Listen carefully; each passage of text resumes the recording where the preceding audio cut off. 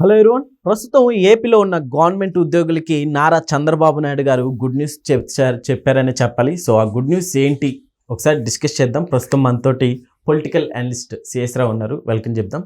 Hello sir. Hello sir, ఏంటి sir ఇది government job ఉన్న వాళ్ళకే గుడ్ న్యూస్ ఏంటి? ఆంధ్రప్రదేశ్ ప్రభుత్వ ఉద్యోగులు అత్యంత హ్యాపీగా ఫీల్ అయ్యేటువంటి ఒక డెసిషన్ చంద్రబాబు గారు ప్రభుత్వం తీసుకుంది. ఏంటి ఆ నిర్ణయం అని అంటే, ఉద్యోగ సంఘాలు, ప్రభుత్వ ఉద్యోగ సంఘాన్ని రద్దు చేయాలని చెప్పి గత ప్రభుత్వం సిఫారసు చేసింది. ఓకే. ప్రభుత్వ ఉద్యోగ సంఘాన్ని రద్దు చేయాలని చెప్పి, అలాగే ప్రభుత్వ వాణిజ్య ఉద్యోగుల సంఘం, ఈ రెండింటిని రద్దు చేయాలని చెప్పేసి నిర్ణయం తీసుకుంది గత ప్రభుత్వం. ఎందుకు తీసుకుంది ఆ నిర్ణయం అని అంటే, 1వ తారీఖున మాకు జీతాలు కావాలి అని చెప్పి ఉద్యోగులు అడిగితే ఆ రోజు ఉన్నటువంటి ప్రభుత్వం పట్టించుకోకపోతే ఆ ఉద్యోగ సంఘ నేతలు ఏం చేశారు, గవర్నర్ని కలిశారు. ఈ గవర్నర్ని కలిసినటువంటి వాళ్ళల్లో ప్రభుత్వ ఉద్యోగుల సంఘం అధ్యక్షుడిగా సూర్యనారాయణరావు గారు ఉన్నారు. అప్పుడు సూర్యనారాయణ ఆయన, ఆ సూర్యనారాయణ వాణిజ్య శాఖలో పనిచేస్తుంటారు.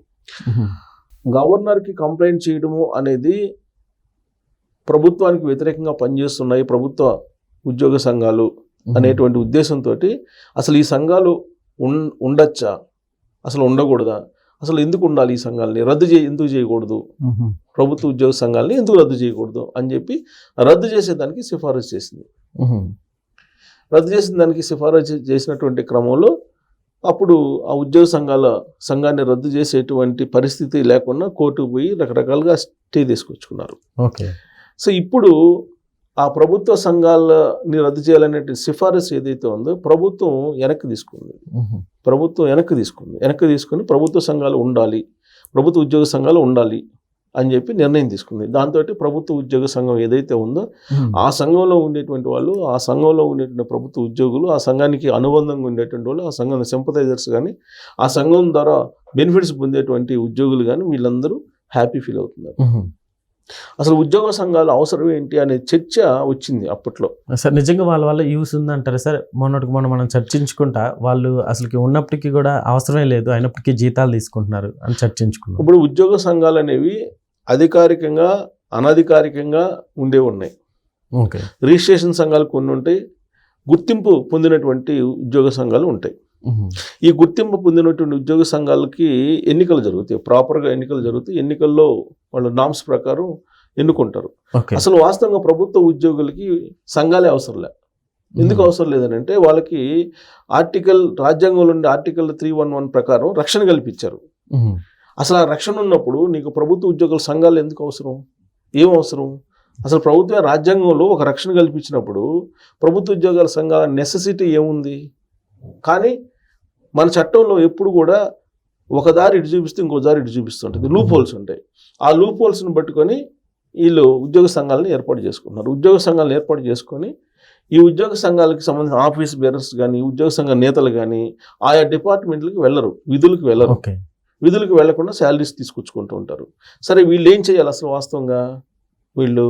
వాళ్ళలో ఈ ఉద్యోగ సంఘాలకు సంబంధించిన నిబంధనలు కనుక మనం చూస్తే, ఉద్యోగులకు క్రమశిక్షణ నేర్పించడం, ఉద్యోగులకి సేవాభావాన్ని పెంపొందించడం, ఉద్యోగులకి బాధ్యతగా మెలగమని చెప్పి చెప్పడం, ఇవన్నీ చేయాలి, మార్గదర్శకాలు అవి మామూలుగా అయితే. కానీ వాటికి భిన్నంగా ఈ ఉద్యోగ సంఘ నేతలు చేస్తూ ఉంటారు. ఏం చేస్తుంటారు వీళ్ళు? చాలా వరకు, అన్నీ కానీ చాలా వరకు ఏం చేస్తుంటారు, ఎవరైనా ఏసీబీ కేసులు ఇరుక్కుంటే వాళ్ళని కేసు లేకుండా చేయడానికి, లేదంటే ఎవరైనా ప్రమోషన్ ఆగిపోతే వాళ్ళ ప్రమోషన్ని దొడ్డుదామన్నా తీసుకెళ్లి ప్రమోషన్ ఇప్పించడానికి, లేదంటే ఎవరైనా ఉద్యోగులు అక్రమాలకు పాల్పడితే కేసులు పెడితే ఆ కేసుల్ని రద్దు చేయించడానికి, లేదంటే ఏదైనా ఒక డిపార్ట్మెంట్లో అవినీతికరమైనటువంటి ఫైల్ ఆగిపోతే దాన్ని మూవ్ చేయించుకోవడానికి, ఇలా దుర్వినియోగం చేస్తున్నారు చాలామంది. అందరాలనే కానీ చాలామంది దుర్వినియోగం చేస్తున్నారు.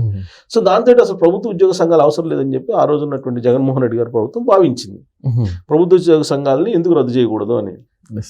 అసలు 1వ తారీఖు జీతాలు ఏమని చెప్పి అడగడమే ప్రభుత్వానికి వ్యతిరేకంగా మాట్లాడటం అనేటువంటిది అప్పుడున్నటువంటి ప్రభుత్వం భావించింది. అప్పుడేమన్నారు ఉద్యోగ సంఘాలు, మాకు ఏం డిమాండ్లు అడగం మేము, మాకు 1వ తారీఖు జీతాలు ఇస్తే చాలు అన్నారు. 1వ తారీఖు జీతాలు ఇస్తుంది ఇప్పుడు ఉన్నటువంటి ప్రభుత్వం. ఒకవేళ 1వ తారీఖు సెలవు అయితే ముందే వేస్తున్నారు. అంటే 1వ తారీఖు జీతాలు వేస్తున్నారు కాబట్టి ఇప్పుడు ఈయన ఏంటి పాత డిమాండ్లు బయటకు తీసుకొచ్చారు. ఏమేమి డిమాండ్లు?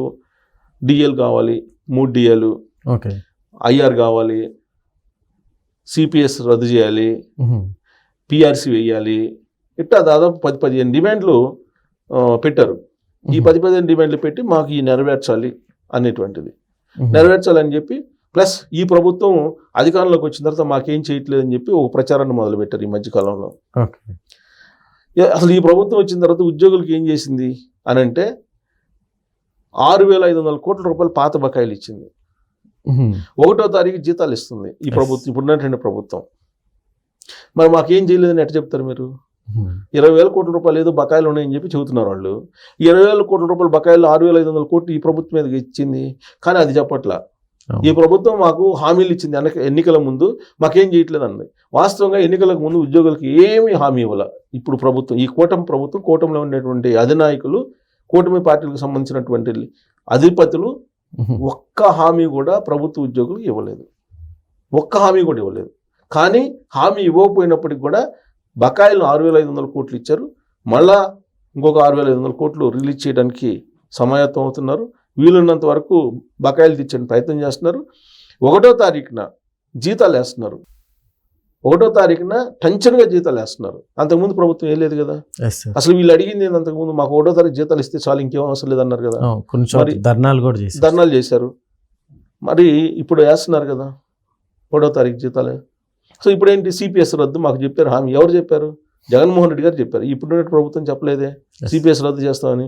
వీళ్ళు ఏం చేశారు? పవన్ కళ్యాణ్ గారి దగ్గరికి వెళ్ళారు ప్రభుత్వ ఉద్యోగ సంఘ నేతలు. వెళ్ళి సిపిఎస్ రద్దుని అంటే సిపిఎస్ రద్దుని పరిశీలిస్తాం మేము, చంద్రబాబు నాయుడు గారితో చెప్పి మేము పరిశీలిస్తామని చెప్పారు. అంతకు మించి ఆయన సిపిఎస్ రద్దుకు సంబంధించి హామీ ఇవ్వాల పవన్ కళ్యాణ్ గారు. చంద్రబాబు నాయుడు గారి దగ్గరికి అసలు వెళ్ళలేదు. అసలు చంద్రబాబు నాయుడు గారు దీనికి సంబంధించిన హామీయే ఇవ్వలేదు.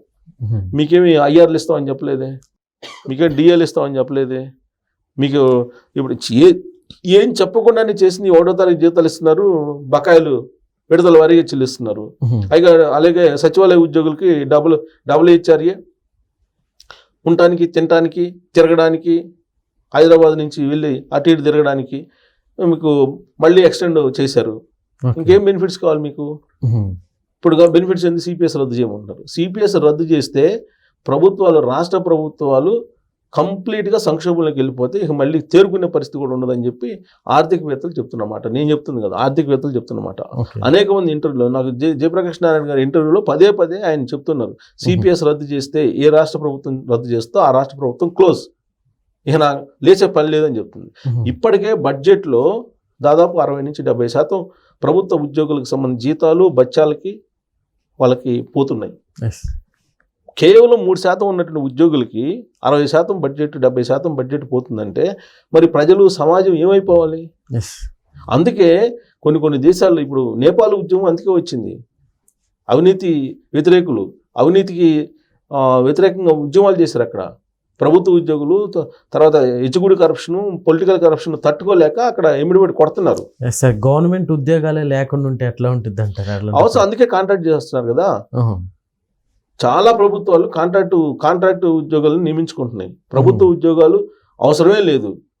ప్రభుత్వ ఉద్యోగాలు అవసరం కాంట్రాక్ట్ బేసిస్ మీద తీసుకుంటారు. ఎవరైతే కరప్షన్ పాల్పడతారో తీసి పడేస్తారు, డిస్మిస్ చేస్తారు. ఆ భయం లేనందువల్లే కదా ఇవాళ ప్రభుత్వ ఉద్యోగులు ఈ విధంగా ఎవరు ఏసీబీ రైట్ చేస్తే ఒక్కొక్కరి దగ్గర 100 కోట్లు తక్కువ లేకుండా ఉంది. అలా అని చెప్పి అందరిని మనం అనలేము. ఇవాళకి కూడా ఉద్యోగుల్లో పై లేయర్ వాళ్ళు, సెకండ్ లేయర్ వాళ్ళు మాత్రం ఎక్కువ మంది కరప్షన్ పాల్పడుతున్నారు, కానీ కింద లేయర్ వాళ్ళు ఇవాళకి కూడా గుడ్డు చాకరీ చేస్తున్నారు. సార్, ఇలాంటి వాటి గురించి యువత అసలు ఆలోచించట్లేదంటే ఏమంటారు? దానికి కారణం, ఆలోచించకపోవడానికి కారణం ఏంటంటే, అంతకుముందు కాలేజీలు, మేము చదువుకున్న రోజుల్లో కాలేజీల్లో మీకు యూనియన్స్ ఉండేవి, ఇవాళ కూడా ఉన్నాయి. ఏఎస్ఎఫ్ అని, తర్వాత ఎస్ఎఫ్ఐ అని, ఏబీపీ అని, పీడిఎస్యు అని, ఇలా రకరకాల విద్యార్థి సంఘాలు ఉండేవి. ఈ విద్యార్థి సంఘాల నుంచి అక్కడి నుంచే లీడర్స్ తయారు చేసేవాళ్ళు. అక్కడి నుంచే పోరాటాలు వచ్చాయి. అక్కడి నుంచి కాలేజీ సమస్యల దగ్గర నుంచి పోరాటం మొదలుపెట్టి సామాజిక సమస్యల వరకు పోరాడేవాళ్ళు అప్పట్లో. ఆ తర్వాత ఏమైంది? ఆ విద్యార్థి సంఘాల నాయకుల ఎన్నికలను తీసేశారు. విద్యార్థి ఎన్నికలనే తీసేశారు, సంఘాల ఎన్నికలనే తీసేశారు. ఎన్నికలు తీసేసేటప్పటికి ఎవరికి వాళ్ళు ఆ సంఘాలకు సంబంధించినటువంటి ప్రాధాన్యత తగ్గిపోయింది. సో విద్యార్థి సంఘాల ఎన్నికలను రద్దు చేసినటువంటి వాళ్ళు అసలు ప్రభుత్వ ఉద్యోగ సంఘాలను ఎందుకు రద్దు చేయరు? అసలు ప్రభుత్వ ఉద్యోగ సంఘాలు అవసరమే ఉంది. ఆర్టికల్ 311 ప్రకారం వాళ్ళకి రక్షణ ఉంది, దాన్ని రద్దు చేయండి అని చెప్పి భారతదేశంలో ఢిల్లీలో స్టార్ట్ అయింది ఉద్యమం. అది చిన్నగా వస్తుంది, స్ప్రెడ్ అవుతుంది, అది స్ప్రెడ్ అయ్యి మరో నేపాల్ లాగా తయారు చేస్తుంది, అదేం డౌట్ లేదు. ఎందుకంటే ఆర్థిక తారతమ్యాలు పెరిగిపోతున్నాయి భారతదేశంలో. భారతదేశంలో ఆర్థిక తారతమ్యాలు పెరిగిపోవడంతో పాటు ఉద్యోగస్తులకి ఎంత ఇచ్చినా కానీ వాళ్ళు మాకు ఇంకా కావాలి, పిఆర్సీ వేయాలి అని చెప్తున్నారు. ఆ పిఆర్సీకి శాస్త్రీయ పద్ధతి ఏంటనేది ఇంతవరకు తెలియదు. సగం రెవెన్యూ వీళ్ళకి వెళ్ళిపోతుంది, సగం కాదు 60 to 70% వెళ్తుంది. వాళ్ళ జీతాలు బచ్చాలకి అంతకన్నా ఎక్కువ వెళ్తుంది. ఏదైనా డెవలప్మెంట్ చేయాలంటే అప్పు తీసుకురావాలి, ప్రపంచ బ్యాంక్ నుంచో లేకపోతే ఇంకో బ్యాంక్ నుంచో అప్పు తీసుకొచ్చి. అలాగే ప్రభుత్వాలకు అప్పు ఉంది కదా, 12 లక్షల కోట్ల రూపాయలు ఆంధ్రప్రదేశ్కి అప్పు ఉంది, దాదాపు 8 లక్షల రూపాయలు తెలంగాణ గవర్నమెంట్కి అప్పు ఉంది. వడ్డీలు కట్టడానికి మళ్ళీ అప్పులు తీసుకొస్తున్నారు. ఇలాంటి పరిస్థితి ఉందని చెప్పేసి ఉద్యోగులకు తెలుసు కదా. మరి ఉద్యోగాలు చేసిన వాళ్ళే ఉంటారు, మీరు ఇంకా అప్పులు తీసుకొచ్చారో మాకు మాత్రం ఇవ్వండి అంటారు. సరే ఇస్తారు, తలా 1 లక్ష రూపాయలు జీతం ఇచ్చినా అసలు మీకు బేసిక్ 1 లక్ష రూపాయలు నిర్ణయించినా కానీ ఆ తర్వాత 2వ సంవత్సరం మళ్ళీ ధర్నాలు మొదలు పెడతారు, డౌటే లేదు. సో సంతృప్తి అనేది దానికి లిమిట్ లేదు. ఇప్పుడు ఇవాళ ఇంక్రిమెంట్ వేశారు, నెల 2 నెలలు 3 నెలలు 4 నెలలు సంతృప్తిగా ఉంటారు. ఆ తర్వాత నుంచి ఈ పెరిగిన దానికి అనుగుణంగా వాళ్ళు రకరకాల విలాసాలకు సంబంధించినటువంటి భవనాలు కొనుక్కోవడం, కార్లు కొనుక్కోవడం చేస్తారు, ఈఎంఐలు పడతాయి. మళ్ళీ పెంచలేదని ఎదురు చూస్తుంటారు, మళ్ళీ పెంచారు అనుకోండి, మళ్ళీ దానికి తగ్గట్టు ఎక్స్పెండిచరు లేకపోతే సేవింగ్స్ పెంచుకుంటారు, మళ్ళీ పెంచమంటారు. ఇది కంటిన్యూస్ ప్రాసెస్. ఇది వాళ్ళే ప్రభుత్వ ఉద్యోగులనే కాదు, ఎవరికైనా ఉంటుంది. ఇది ఎవరికైనా మానసికమైనటువంటి ఆశ, మానసికమైనటువంటి ఇవన్నీ ఉంటాయి. కానీ ఆర్థిక పరిస్థితి బాగాలేనప్పుడు ప్రైవేటు ఉద్యోగులు ఎంత చేస్తున్నారు, మనం ఎంత చేస్తున్నాము అనేది ఎవరికి వాళ్ళే ఆత్మాలోకనం చేసుకోవాలి, సెల్ఫ్ అసెస్మెంట్ చేసుకోవాలి. మనం తినేటువంటి తిండి ప్రజలది, మనం తినేటువంటి తిండి ప్రజలు పెట్టినది. వాళ్ళు ట్యాక్స్ రూపంలో మనకి పెడితే మనం ఇవాళ ఖద్దరు చొక్కా వేసుకొని లేదంటే ఇస్త్రీ చొక్కా వేసుకొని నా ఏసీ రూమ్లో కూర్చుంటున్నామని చెప్పి వాళ్ళు భావించి సేవకులు అనేటువంటి భావనతో వాళ్ళు కనుక విధులు నిర్వహిస్తే ఈ కరప్షన్ అనేది ఉండదు. కరప్షన్ లేకపోతే జీతాలు 1వ తారీఖు ఇవ్వచ్చు, వీళ్ళ బకాయిలు ఇవ్వచ్చు, డిఏలు ఇవ్వచ్చు, అన్నీ ఇవ్వచ్చు. కానీ కరప్షన్ తగ్గేముంటే అది మాత్రం నచ్చదు వాళ్ళకి.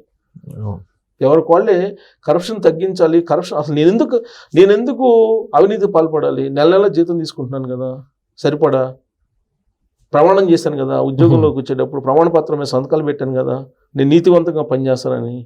అంటే ఆ ప్రమాణం చెల్లదు, ఆ ప్రమాణ పత్రం గుర్తుండదు, నెల జీతం తీసుకుంటున్నాను నేను సోయి ఉండదు. ఎవరు వస్తారా డబ్బు తీసుకుందాం, ఎవరు వస్తారా సెటిల్మెంట్లు చేసుకుందాం. ఇదే తరహాలో ఎక్కువ మందికి ఉంది, అందరికి కాకపోయినా.